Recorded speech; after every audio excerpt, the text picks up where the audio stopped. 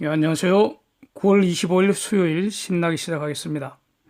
머누신이 2주 내에 미중 무역 협상 열린다 이렇게 확인을 하고 중공이 농산물 관세 면제하고 구매를 시행을 하고 이렇게 그 미중 무역 협상에 대한 기대감 높아진 점 이게 호재로 해서 주가 처음에는 상승했습니다. 그러다가 트럼프의 그 우크라이나 논란으로 정치적 불확실성이 갑자기 증가하면서 다우가 200포인트 이상 급락세로 돌변을 해버렸습니다.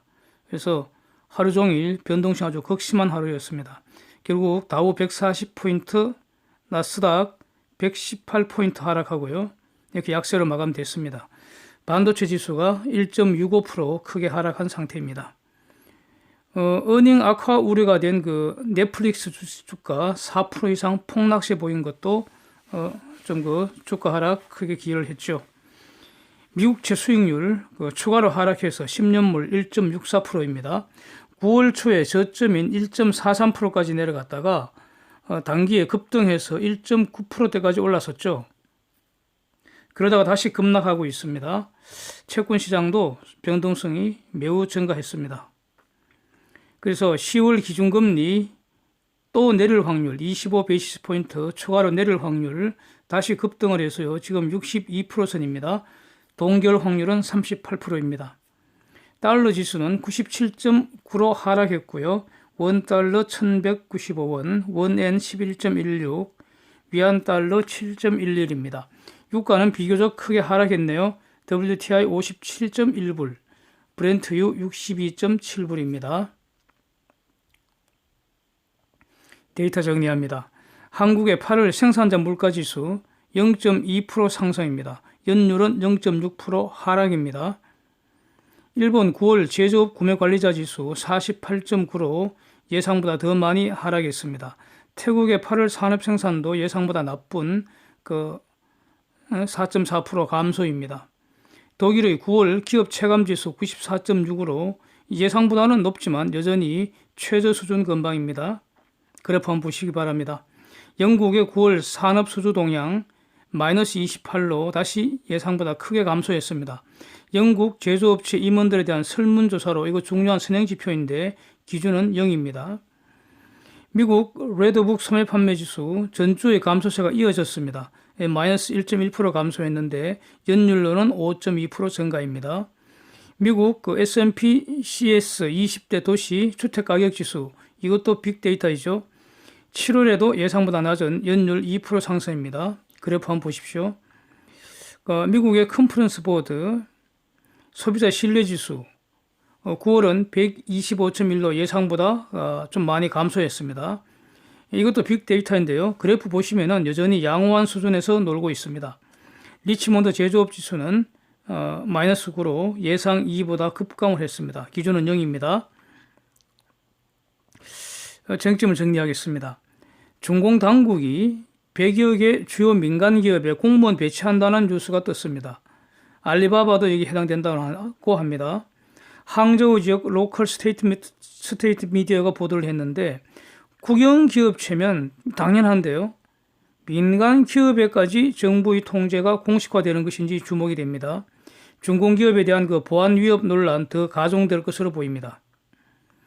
현대차가 자율주행 솔루션 업체인 앱티드 이게 그 아일랜드의 더블린에 본사가 있는데 이 앱티드하고 40억 불 규모 합작 벤처기업 설립했다고 합니다. 현대차, 기아차, 현대모비스 등이 16억 불 현금 출자하고요. 그 다음에 현대차 그룹의 연구개발 자원 등 이런 걸 그 현물 출자로 한 4억 불 정도 이렇게 20억 불 맞추고요.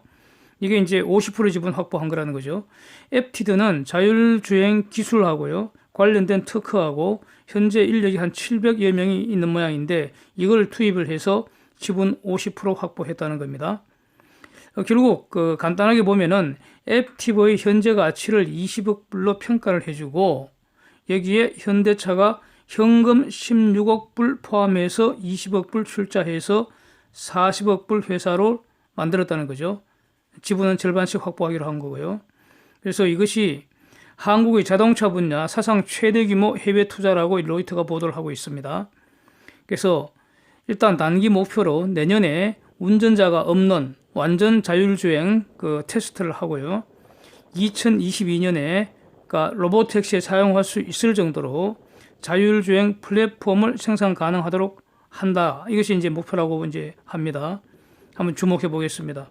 어쨌든 지금은 그 구글의 그 웨이모는 현재 이미 그 로보택시가 상용으로 지금 그 돈 벌고 있습니다. 영업하고 있습니다. 이런 상태라는 거 지적합니다. 지금 그 5G 시대에 그 진전이 되면서 그러니까 이 자동차 시장, 자동차 산업 어떻게 지금 그 새 판이 쌓여질 것인가 저는 이렇게 보고 있습니다. 운전자를 대체할 수 있는 자율주행 로보택시 뭐 이런 것들이 변화의 한 축이 되고요. 사용되는 에너지 원천에 따라서 기름차냐, 전기차냐, 수소차냐 이렇게 이제 분류를 할 때 수소차는 푼돈 벌 수 있는 틈새 시장에 불과하고요. 이거는 대세가 될 수 없다고 저는 봅니다. 결국 지금의 대세인 기름차가 전기차로 대체되리라고 저는 보고 있습니다. 그래서 이 전기차 플랫폼하고요, 자율주행차 플랫폼하고요, 그 다음에 이 자동차의 소유와 사용을 근본적으로 바꿔줄 수 있는 어떤 혁신적인 아이디어, 이 공유경제 플랫폼, 이 세 가지가 완성되는 이 정도에 따라서 자동차 산업이 새 판이 짜여질 것으로 저는 보고 있습니다. 그래서 지금도 계속 혁신되고 있는 3D 프린팅 기술, 이거 혁신이 계속되고요. 그 다음에 그 탄소 섬유 이런 신소재 혁신 계속되면 말이죠. 그러니까 자동차 껍데기 만드는 거 이거는 자동차 산업의 주변으로 결국 밀려날 것 같습니다. 이건 아무것도 아닌 거죠, 이제는 껍데기 만드는 거는. 그래서 기존의 기름차 산업, 지금 그 강자 중에 하나가 뭐 도요타나 저기 벤츠나 이런 거 아닙니까? 그거 얼마나 비쌉니까? 근데 그거 전부 다 대체될 구판에 불과한 거 아닌가 저는 이렇게 보여집니다. 그래서 하여튼 뭐 이런 걸 방향을 제대로 읽고 현대차가 돈을 쏟아 부은 것은 확실한데 최소한 16억 불 캐시를 썰어 넣었잖아요. 이것만 확실하죠. 앱티드나 이런 거는 뭐 달라진 거 없죠. 원래 자기들이 있던 거 그대로 이름만 바꾸는 거니까. 그래서 현금 16억 불을 쏟아 부은 건데 과연 자율주행 플랫폼이라는 결과물을 얻을 수 있을지는 불확실하고요. 항상 그렇죠. 투자라고 그렇죠. 지금 확실한 현금을 투입하는 것이고 아웃풋은 불확실한 거죠. 잘 되기를 바랍니다. 주목해 보겠습니다. 22 총재 드라기가 유럽 의회에서 제가 보기에는 매우 중요한 주장을 한 것 같습니다. 지금 그 유로존이라는 거 이거는 EU 조약 회원국 28개 국가 중에서 유로화를 사용하기로 추가로 통화 동맹을 맺은 국가 19개국을 유로존이라고 하지 않습니까? 이 유로존의 재정 준칙으로 안정성장 협약이라는 게 있습니다. SGP, Stability and Growth Pact. 이 안정성장 협약이라는 거는요, 마스트리히트 조약의 그 재정 적자 및 채무 한도를 강제하기 위한 그런 협약입니다.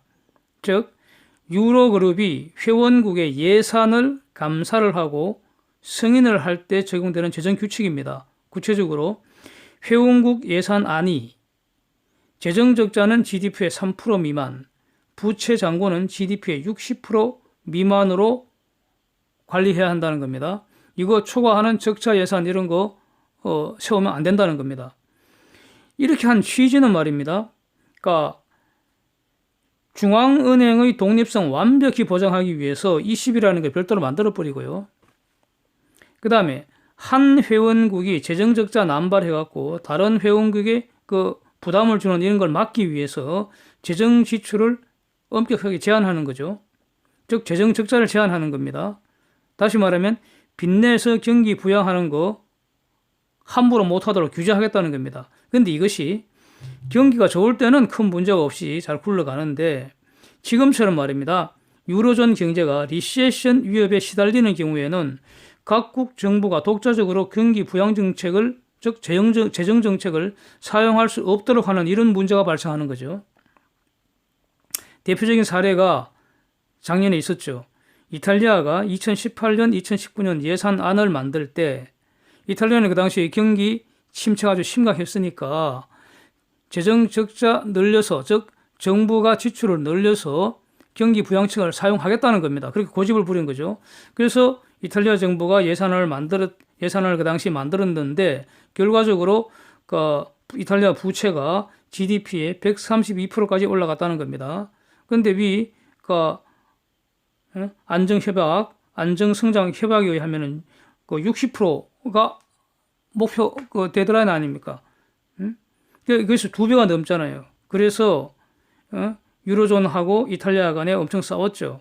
이탈리아는 경기 부양을 위해서 재정 지출을 늘리겠다. 빚을 왕창 내서 경기 부양책 실시하겠다는 것이고요. 그러면 유로존 안정성장 협약이 위반되니까 유로그룹이 승인 못한다고 이렇게 싸운 겁니다. 그래서 몇 번 말씀을 드렸지만은 이 유로존에 해당되는 국가는요, 독일이건 이탈리아건 프랑스건 이런 유로존 19개 국가는 독자적인 화폐 정책도 사용할 수 없고 재정 정책도 심각한 제약을 받는다 이겁니다. 마음대로 사용 못한다 이런 특징이 있습니다. 그리고 또 한편으로는 말이죠. 그러니까 실천적으로 목표치 이행하지 못했다고 해서 제재를 가한 그 케이스가 없습니다. 결국 이 안정성장 협약이라는 게 사문화된 거 아니냐. 저거 지키는 국가만 등신국가 되는 거 아니냐. 이런 문제가 생기는 거죠. 목표치가 비현실적이어서 목표 달성을 못한 국가 사실상 제재를 못하는 거고요. 만약 유로그램이 제재를 하겠다고 대들면은 그러면 탈퇴하겠다고 나오면 어떻게 할 겁니까? 그것도 말려야 될 거 아닙니까? 이런 거죠. 예? 영국의 EU 탈퇴 브렉시트에 이어서 그리스 위기 때는 그렉시트가 문제가 됐다가 이탈리아의 이렉시트가 문제되고 이렇게 되는 거 아닙니까? 그래서 아예 이 기준을 완화하자 이런 그 논의가 시작된 겁니다. 그런데 지금 특히 그 문제가 되는 것은 ECB는 지난 9월 초에 말입니다. 예금금리를 마이너스 5%로 인하를 하고 추가 인하를 하고 11월부터 월 200억 유로 채권 매입하면서 돈 풀겠다, 유동성 공급하겠다 이렇게 완화적인 금융 정책을 지금 발표를 했습니다. ECB가. 그런데 지금 유로존의 경기 침체 상황이 아주 매우 심각하니까 화폐 정책 완화하는 것만으로는 부족하고 각국이 적극적으로 재정 정책을 사용해야 한다는 겁니다. 그런데 이게 안정성장 협약 때문에 걸림돌이 되니까 아예 이거를 완화하는 방향으로 개정을 해서 각국이 적극적으로, 즉 빚을 내서 정부 지출을 늘려서, 즉 확장적 재정 정책을 사용하도록 하자, 이렇게 드라기가 주장을 했다는 것입니다. 매우 주목되는 주장인데요. 이것이 논의가 어떻게 전개되는지, 과연 안정성장 협약의 개정으로 이어지는지가 주목이 됩니다. 그리고 장기적으로 과연 저런 유로존 체제가 지속될 수 있을지 매우 주목이 됩니다. 예. 지금 미국 주가 크게 지금 하락을 했는데요. 오늘 저는 이런 걸 한번 생각해 봤습니다. 인베스트 인사이트에서 미국 시장 하방 경직성을 보이지 않을까 하는 이런 생각입니다. 어제부터 글로벌 제조업 지수 더 악화된 모습 보았고요. 그런데 미국 제조업 지수는 반동하는 모습도 봤습니다. 미국 경제는 견조하게 확장하는 거는 분명한 것 같습니다. GDP 한 70% 이상, 많을 때는 4분의 3이라고까지 얘기하는데, 이거 차지하는 소비 지출 증가 아주 강력하고요. 고용 시장도 매우 강력합니다. 그래서 패드의 걱정거리는 글로벌 슬로우다운 가능성, 이게 걱정거리였다는 거죠. 그래서 이것이 악재가 되면요, 그러면 기준금리 추가 인하 가능성이 높아지고 이것이 미국의 주요 지수 하방 경직성을 제공하지 않을까, 이런 생각을 하게 됩니다. 그래서 지금 미국 주가가 크게 내리기는 힘든 구조 아닐까, 이런 생각을 저는 해봅니다. 물론 오늘은 갑자기 우크라이나 사태로 트럼프에 대한 탄핵 논의가 급물살을 타면서 주가가 내렸습니다.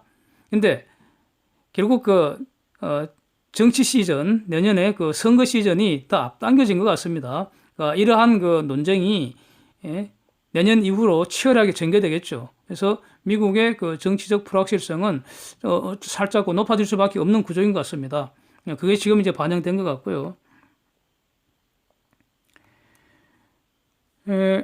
결국 어쨌든 미국에서는 기준금리를 추가로 인하할 여력이 아주 충분하기 때문에 또 기준금리를 추가로 더 내려야 한다는 그 숫자 의견도 만만치 않기 때문에 그래서 주가가 흔들리면 또 글로벌 경기 침체 위험이 커질수록 기준금리 인하할 가능성 더 올라가고요. 이것이 주가 하방 경직성을 주기 때문에 미국 주가는 크게 내리기 힘든 구조 아닌가 이런 생각을 일단 저는 가져봅니다. 결국 4차 산업혁명을 리딩하는 기술주, 그 다음에 미국의 내수주 중심으로 추가 상승할 가능성 여전히 높다고 저는 정리를 하고 있습니다. 한국은 중공 리스크에는 노출됐다는 점에서 악재가 되고요. 미국 중심의 가치 사슬에 편입되어 있다는 점에서는 호재가 되고요. 이렇게 혼재하고 있다고 봅니다. 미국 주식 시가총액은요, 일본 시가총액, 영국, 중공, 독일, 프랑스, 한국까지 이거 다 합친 거하고 비슷합니다.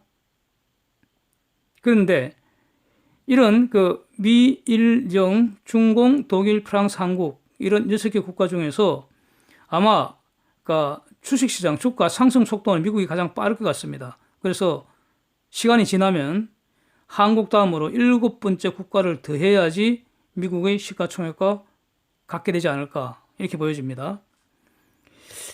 이 말은 주식 쪽, 금융 쪽에서 본다면은 미국이 세계의 성장 엔진이라는 거죠. 그래서 미국이 하방 경직성을 보인다면 한국도 그럴 가능성이 높다고 저는 봅니다. 그러나 미국이 가는 만큼 한국이 갈 수는 없을 것입니다. 한국은 그 자체의 구조적 문제가 아주 심각하기 때문입니다. 그래서 그나마 미국이 가는 만큼 갈 수 있는 주식,